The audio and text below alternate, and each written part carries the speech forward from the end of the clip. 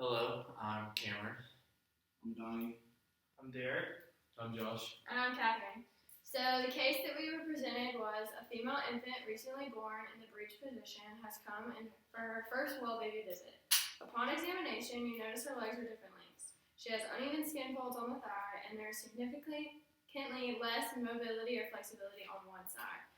You send your patient for x-ray and find the following. So first we have the whole acetabular joint, which is surrounded by our joint capsule here.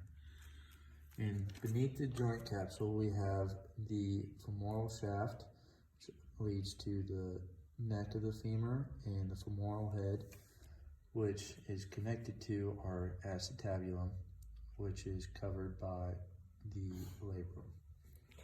So inside of our joint, we have the synovial membrane that covers the femoral head into the acetabulum.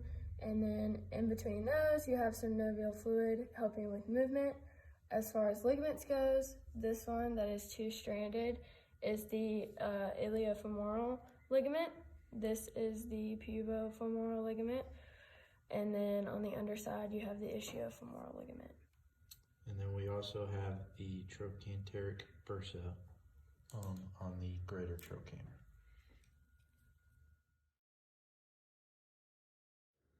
The injury is leg calf paresis, most commonly found in kids. Leg calf paresis is when the femoral head loses blood supply.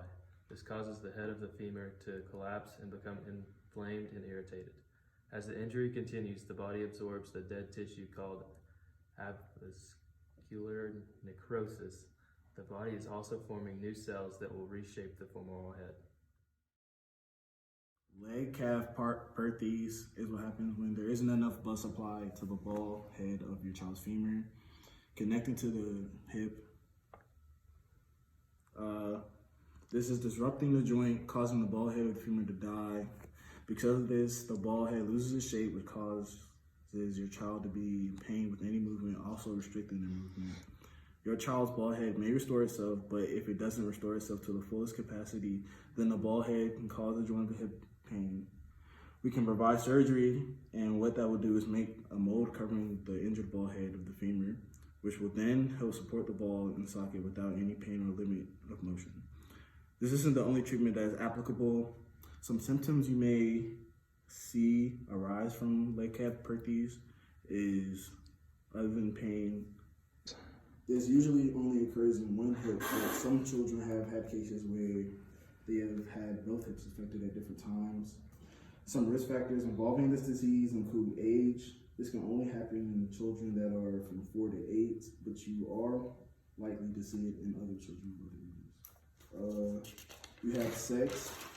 This only occurs 5 times more common in boys than it is in girls. You have race. More white children are likely to get this over black children. And genetic mutation in smaller cases, this disease is linked to mutations in the genes.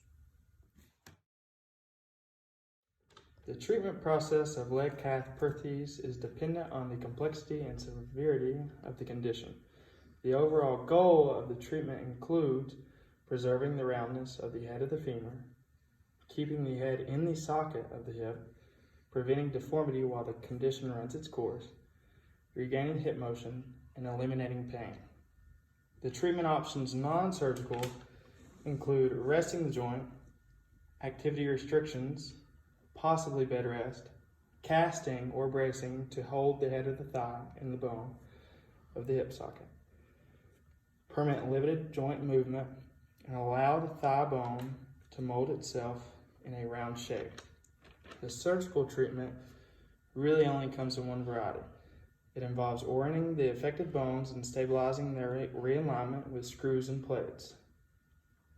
The long-term outlook of this disease is basically to stop the pain and preserve the roundness of the head of the femur.